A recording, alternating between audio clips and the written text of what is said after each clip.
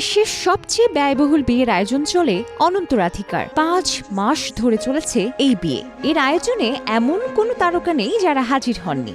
এক ছেলের বিয়েতে ঢেলেছেন হাজার হাজার কোটি টাকা। বিয়ের দিনে গায়ে দেওয়া এক শেরওয়ানি নিয়ে তো শুরু হয়ে গেছে তোলপাড়।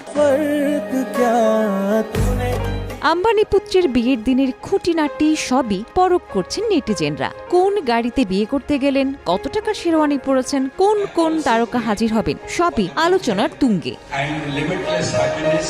ভারতীয় গণমাধ্যমগুলো বলছে, বিয়ের দিনে স্বর্ণে মোড়ানো শেরওয়ানি পরেছিলেন অনন্ত আম্বানি, যার দাম বাংলাদেশি মুদ্রায় প্রায় 300 কোটি টাকা। আম্বানিও পরেছিলেন বিলাসবহুল শেরওয়ানি।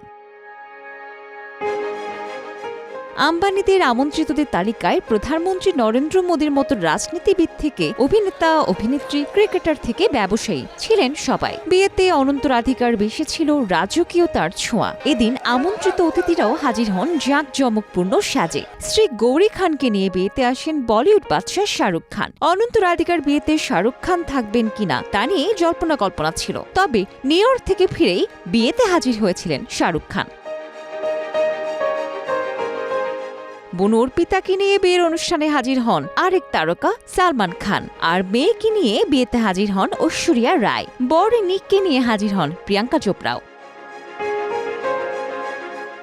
ভারতীয় গণমাধ্যমগুলো বলছে, এই বিয়েতে অন্তত 5,000 কোটি টাকা খরচ করেছেন আম্বানি।